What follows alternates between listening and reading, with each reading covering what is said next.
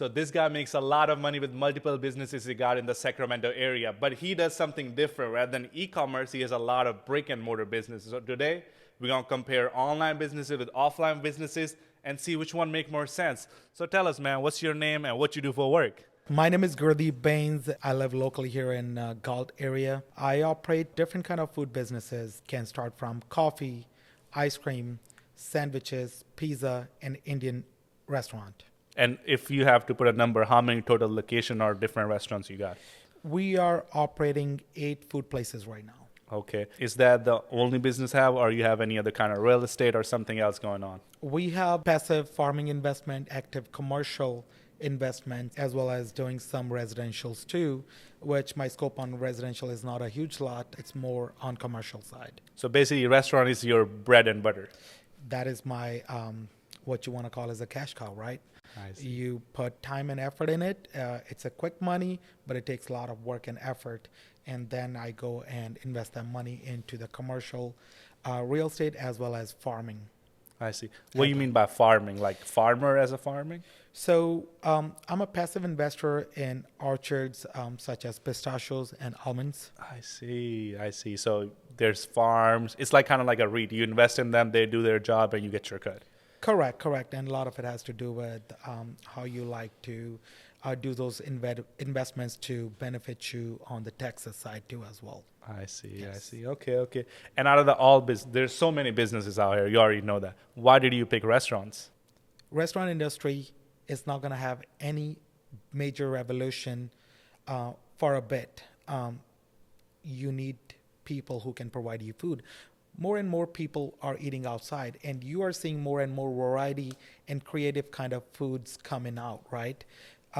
So when you want to go hang out with somebody, you go for a coffee, True. ice cream, let's grab lunch, let's have a night out, let's go drinking, right? So that's the industry that will always be there. It's going to change a little bit along as the time comes, but it will always be there. Nothing's going to replace it.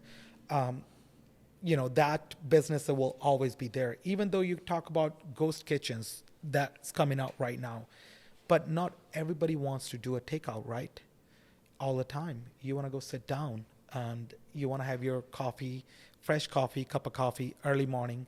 And, it's a taste bud that get used to certain kind of foods and people like it there. I see. Yeah. So basically you're saying with the restaurant, of course, there is competition, but nobody can just make some kind of app or software or something and take you out of the business. Exactly. There's infrastructure to it. Anytime somebody's going to make a food, they're going to need infrastructure, right? Regardless, it's a robot, regardless, it's a person making it, they're going to need kitchen. They're going to need fryers. They're going to need city's approval. They're going to need county's approval. A lot of that goes into it, right? So it's not something that somebody can change overnight and, start producing it all of a sudden.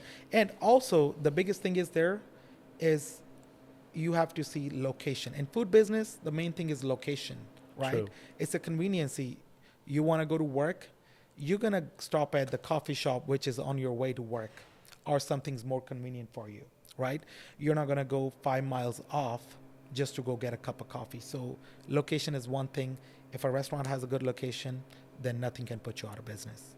That's actually a really good example. I actually want to tell you something. Copywriting is like a big thing in e-commerce. Copywriting is basically a person comes into your business and he writes a text for you. He'll write a product description, whatever needs to go website. But ChatGPT, there's pretty much that industry is wiped overnight. You can go on ChatGPT and it does a really good job at copywriting. So, majority of the people who want to watch this, they're into e-commerce. So tell me what you think of e-commerce businesses. Let's say it could be marketing agency, selling products online, or could be trading. What you think of all the industry?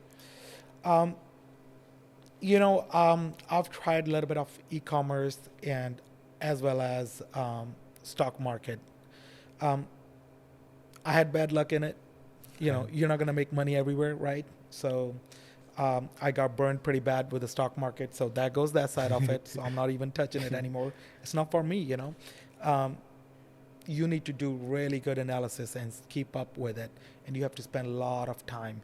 And I think more people can do it. Either you have an 8 to 5 job and you can spend your spare time researching on the stocks and stuff like that.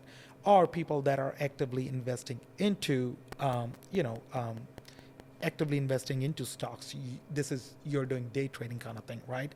Somebody like me who thinks I got some money and passive money, I want to do something with it, you know, and oh, everybody's making money in stock market, right?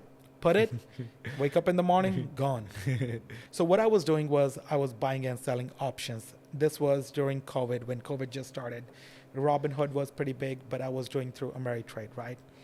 And I made a couple of times good money. Once you make good money and you're losing money, you always have it in your head, I'm going to make it back. I made that good money, you know? Yeah. And you keep adding more money. If you have that personality like I do, it's not for you. But if you're somebody who's going to do your analysis and you know when to exit and when to enter, that is for you. But that wasn't for me, man. I see. So you know how you have like coffee shops and you know Starbucks do a lot of like e-commerce. Starbucks has tried to really get into e-commerce. They sell these coffee packets. You can go on their website and buy them. Is that something you look into the future, getting involved in there? So my stuff about getting into the food industry is not doing wholesale of it. It's providing personal service. A lot of people are getting away from personal service, and I'm the kind of guy who runs toward a way where people are running away from. And so I'm going into the full service industry because people are tired. They don't like California's policies, to operate businesses these days, and they don't like the ethics of the new folks that are coming to work these days right now. So my idea is, if we can build a team and keep our team happy and give them tools and educate them on how to operate, you can actually have a good show going, right? So I'm sorry, can you repeat the question again? We were going over. Sure. I think I got off So track. do you ever like you know how you sell a lot of food products Mhm. in the future? Do you consider like making like a you can make like packets, you can sell at Walmart, like Chili's does that, Chili's have their frozen food, Starbucks has their coffee, you can buy their coffee. It's just another income they add to their business. They keep their business, where they serve people personally, and on the online side they still want to keep online people happy and sell them something. Is that something you're looking to get involved with your restaurants and coffee business? I haven't thought of that yet, but I would try to avoid it. You kind of mess up with the quality of the product you're selling when you're letting a third party sell it for you. You have zero control over it. It could sit out of temperature for a while. For example, coffee, if it sits way out of temperature, it can change really quick. I see. And other products, food products, is really sensitive. For example, In-N-Out, they don't let anybody else operate because they want to control quality. However, if you go to East Coast, White Castle is pretty big. I'm not sure if you guys know White Castle. It's pretty big in the East Coast, but if you go over here to local markets, you find them in the grocery Frozen markets. section, yeah. Correct? But they don't taste the same as they are in East Coast at the restaurant. So I don't want to jeopardize the product and have it available everywhere. I want people to be driving out there. It takes a lot of my effort and energy, but it is the best thing that I could do. And I get to personally connect with people. My teams, they know their customers, For example, the guy that walks in 5:30 in the morning to grab a cup of coffee, when he walks in the door, my barista or myself, if I'm there, we know what he or she wants. So by the time they hit the register, their coffee is ready. So they walk in and they leave. And if they want to hang out and talk to the barista or talk to the team member, they're always there ready to talk, I see. Yes. I get. So you basically, I get it. You are more, like I say, you serving convenience and the personal touch rather than worrying about how to make more money in the business. You want to really make the base. That's it. So the idea is, if you can connect with people on personal level, right?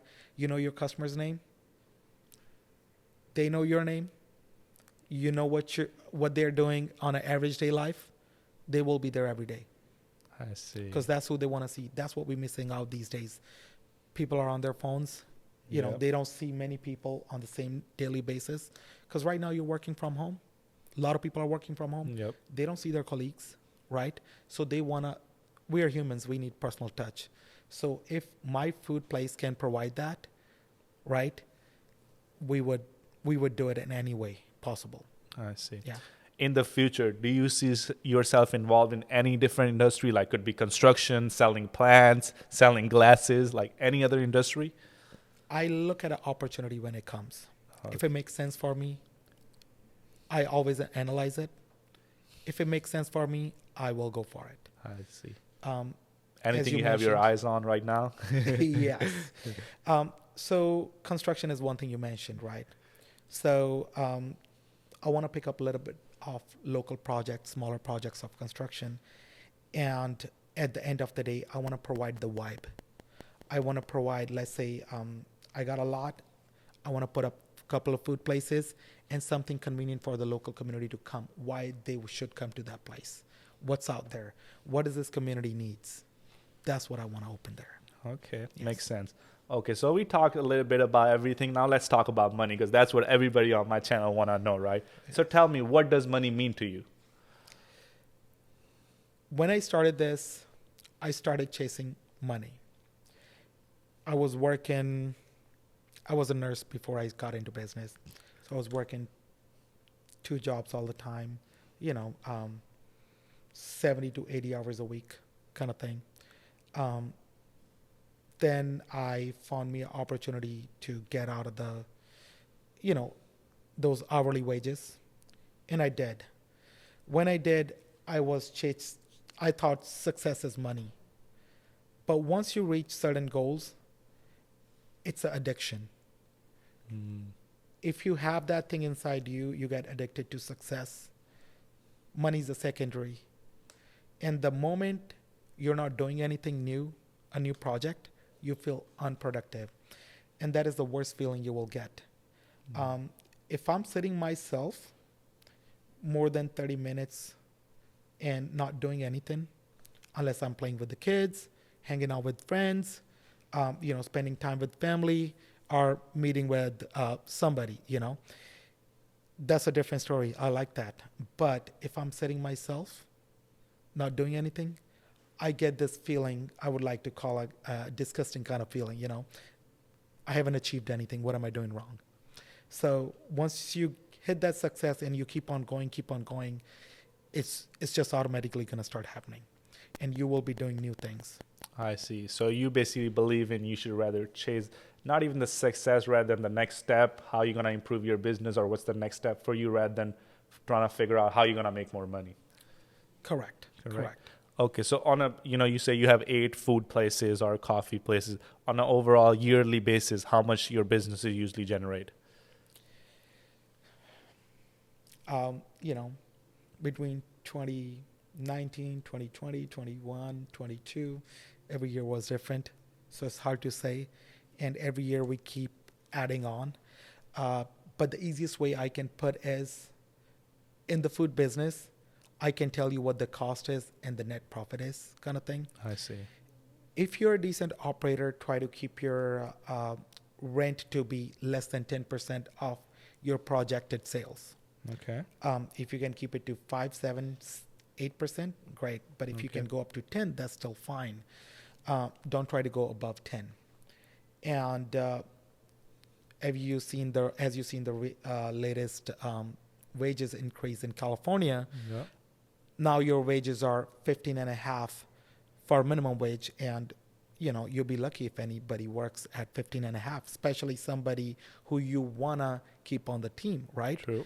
So the end goal there is to keep your labor cost less than 30%. If you can do 20 to 25, you're a good operator.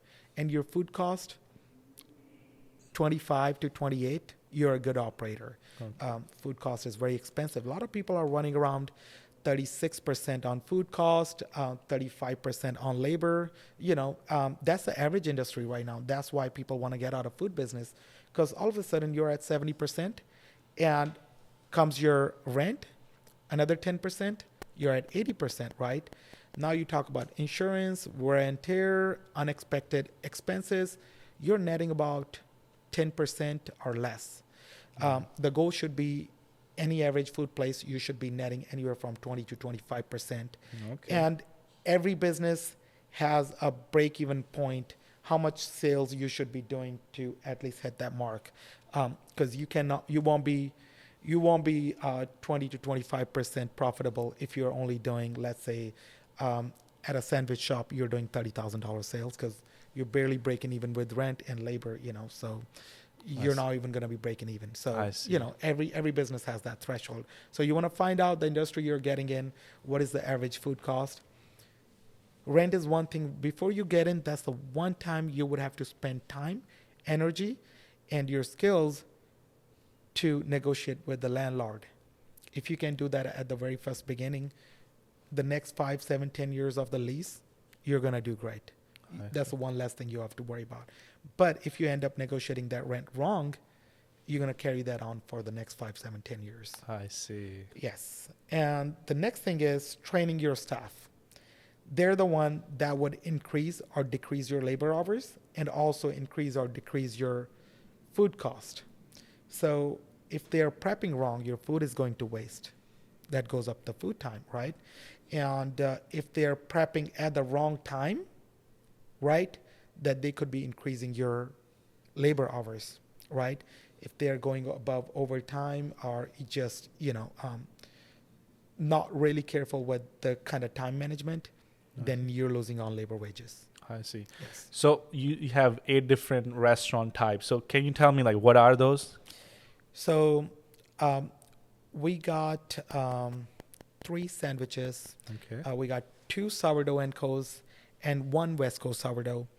And I'm a partner in Chaat of India, which is up on Mac Road with Karambir Paji. Really good food, man. Go try it out. Thank you. Awesome. And then we got 3 pizza factories. Oh, wow. Yes. That adds up to 11 locations. So we got 3 sandwich shops. West Coast and... That's sandwich shops. Okay, that's the sandwich shop. I see. The sandwich shop, 2 sourdough and co's and 1 West Coast. So that makes it 3. And our 9th thing is we're adding 2 ice creams. So that's going to make it at least 9 and a 10. You really getting on all the food items. Yeah.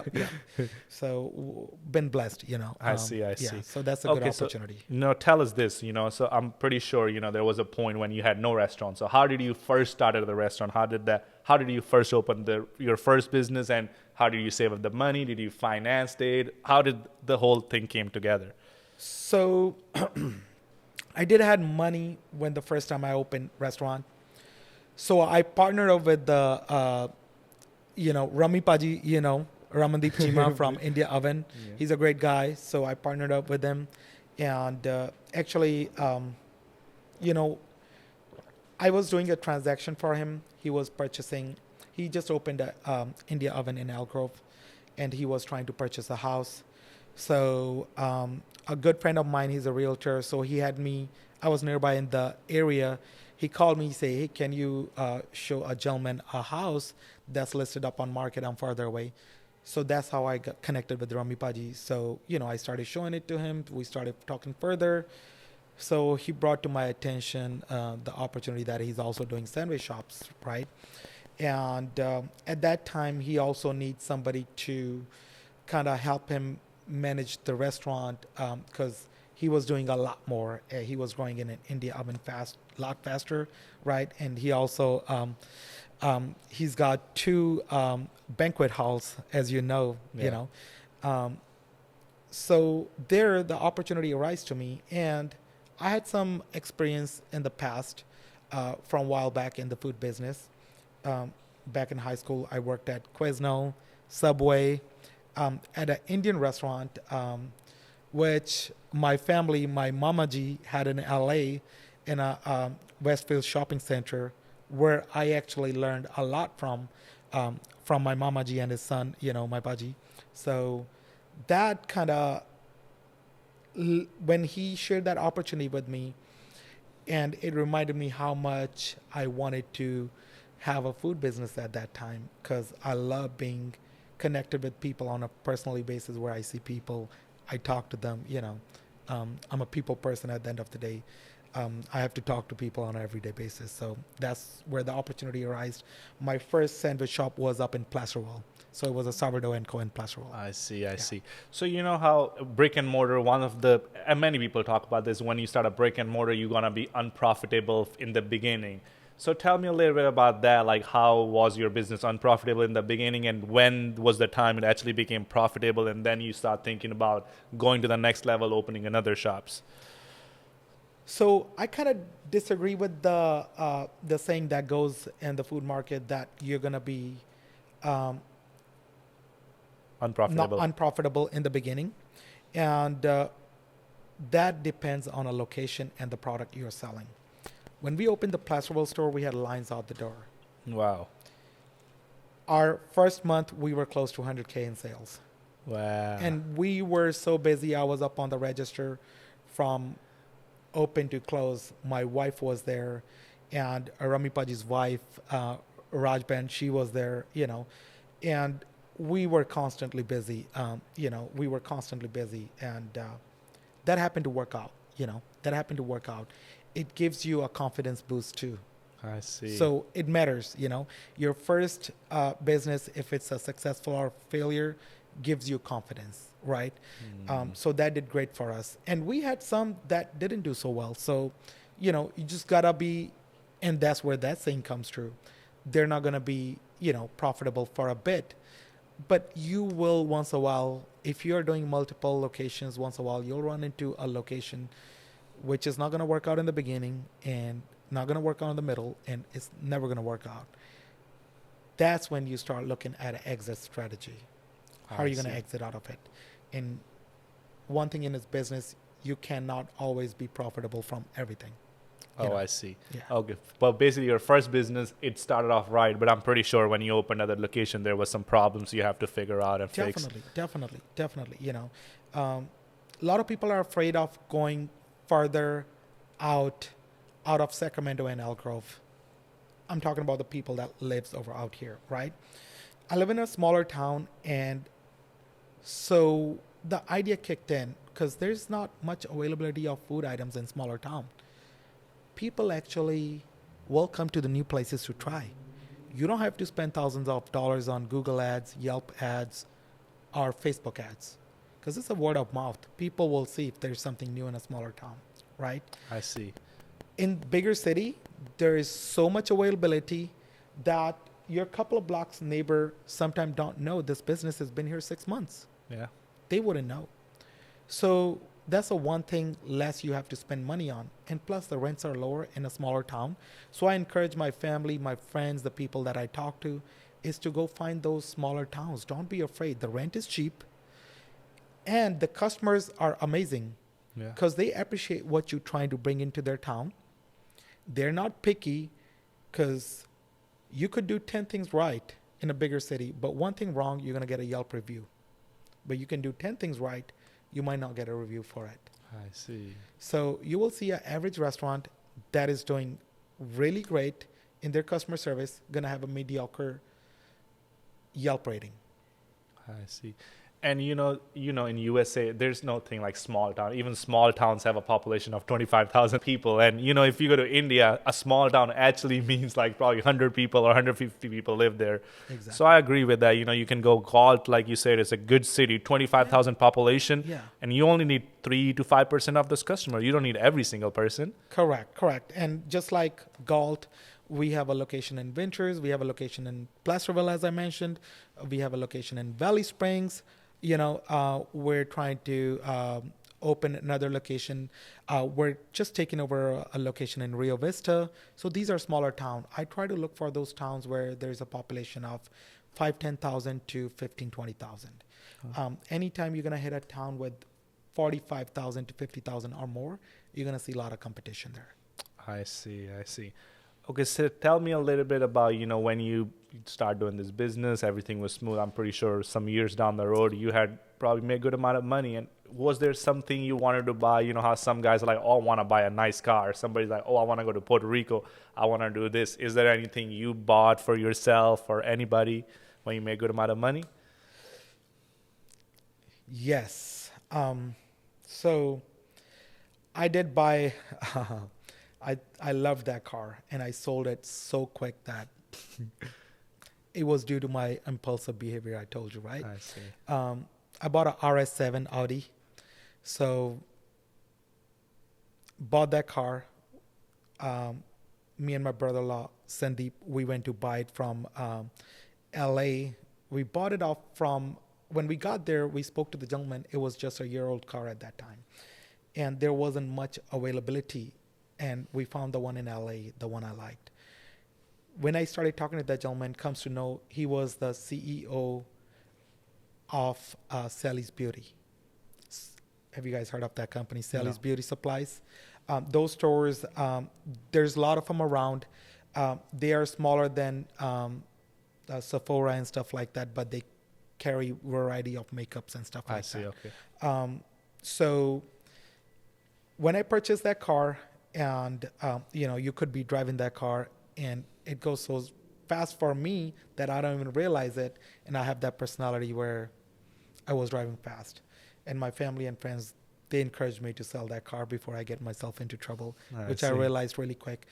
But I never think of buying luxury things with money.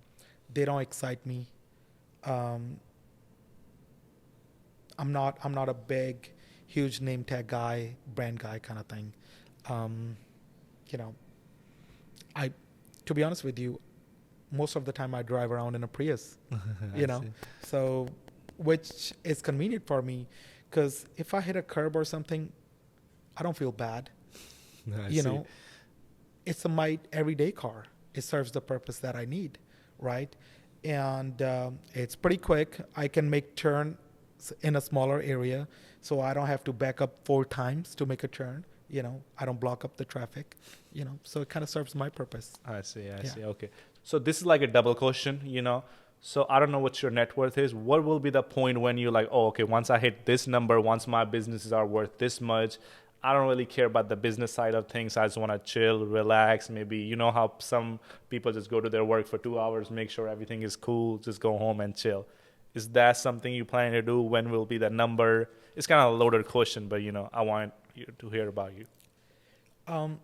This is, I think, as of right now, it's not about numbers at this time.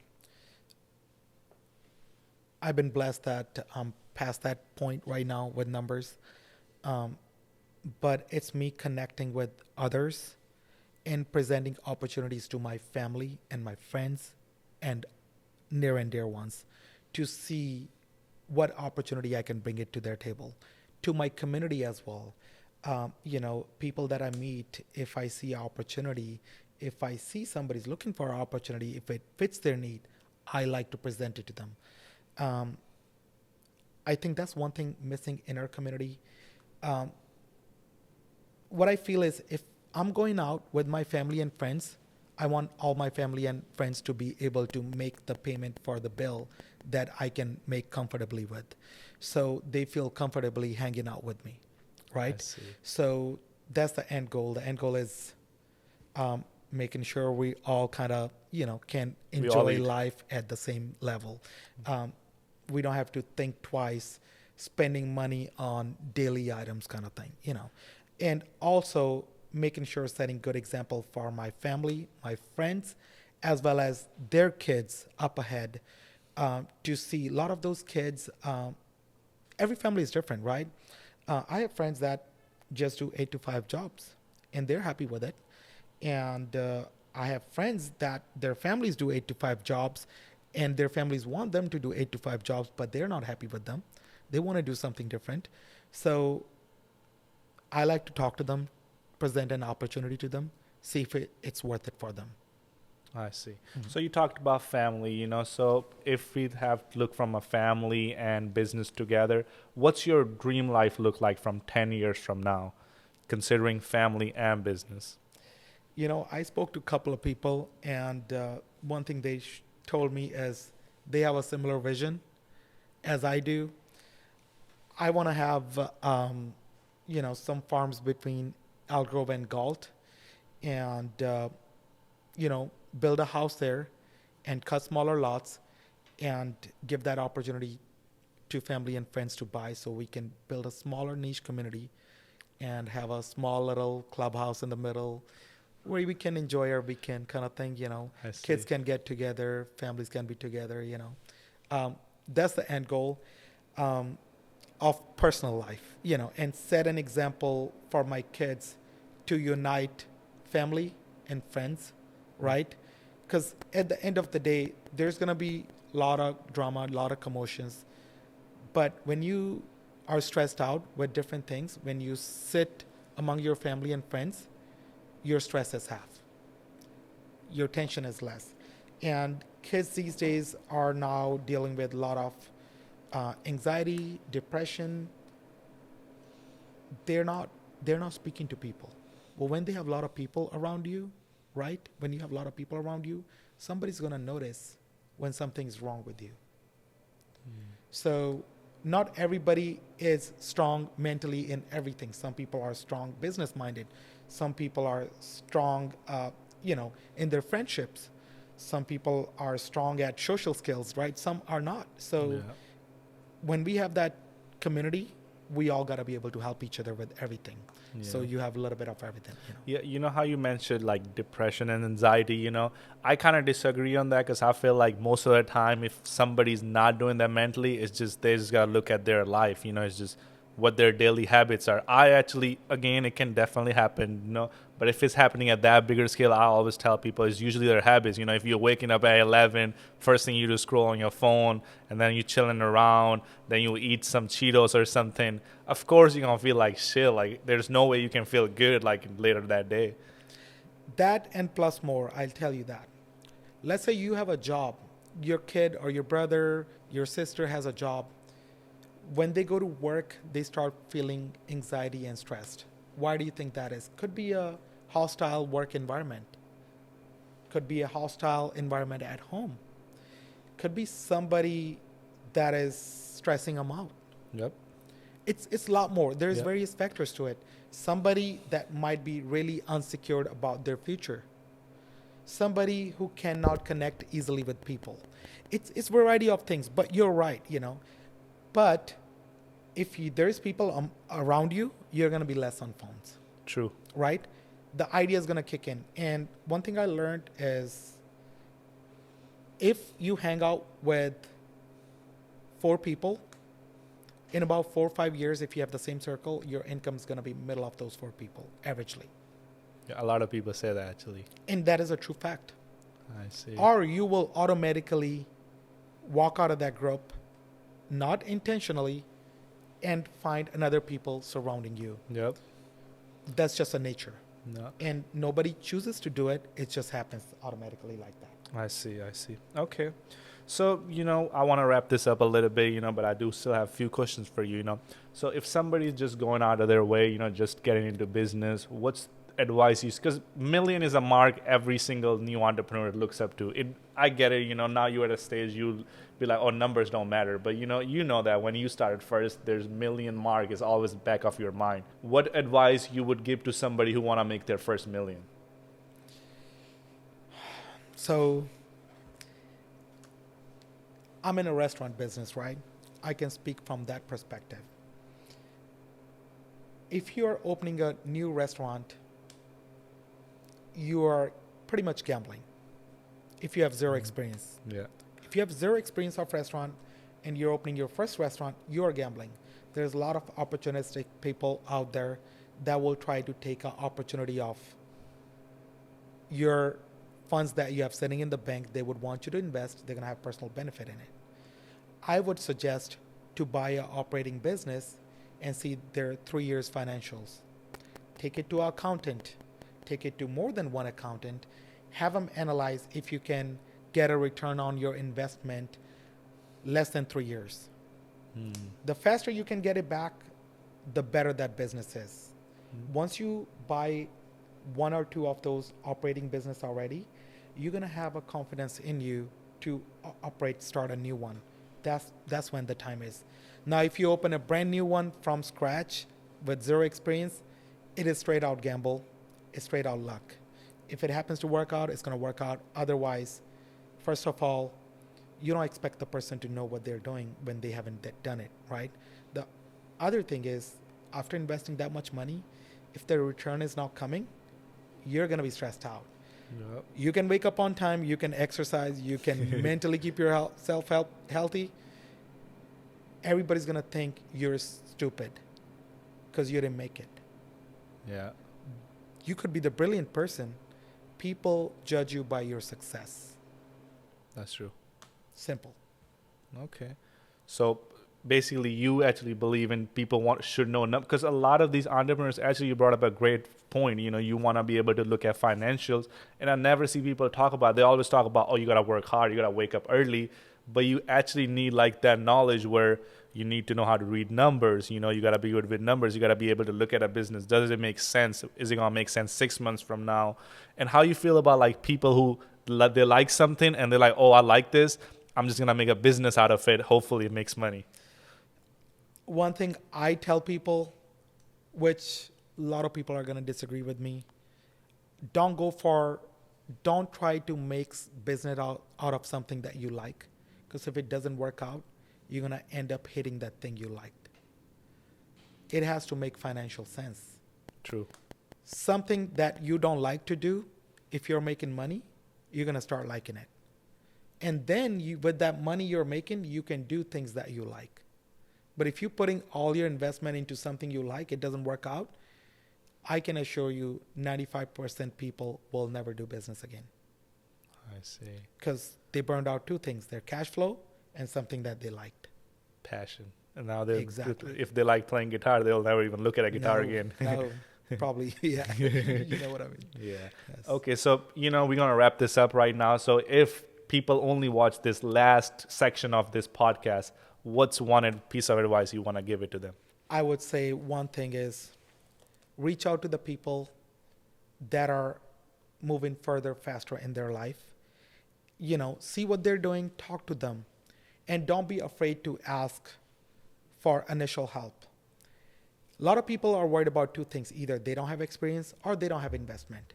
There is both kind of people sitting outside. People who are looking to find an investor. If you have experience, you don't have money, look for an investor.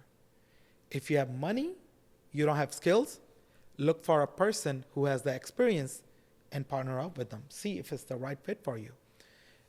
If you're lacking something, you should be able to find out there. That's the one thing I would say. Because don't expect every person to have everything. I mean, if you have experience, if you have money, then you're all set, right? But you have a lot of people that is walking around with cash and the money sits in the bank. And that's a wrong place for it. Yeah. It should be invested out there. If your money is sitting in the bank, it's not going to do you no better. Right? Yep. Invest it somewhere and make sure. The best thing I can tell you is when you invest your money somewhere, the main thing you want to keep in your mind is investing is you want that money to come back faster. The fastest it comes back to you, if you look at the numbers, the better it is for you. You want to look at return on your investment and also make sure the security of that money. And one thing I want to tell you is if you're doing an investment, make sure you protect that investment, right?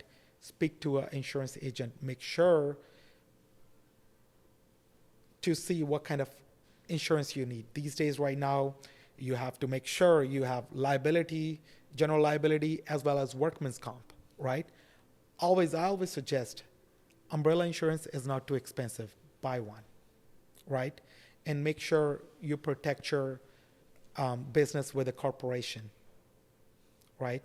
Form some sort of corporation. You protect yourself personally from a liability, right? And if you can do that, you're going to start off a right foot. Because you could be successful and still lose it all if you don't protect it. True. So that's one thing. Definitely, man. You definitely dropped some sauce on the last one, man. I really appreciate you coming out here and, dropping that game on us. Hey, thank you, Sagar, for having me here. Yeah, right, man. It was very nice talking much. to you, brother. It was great.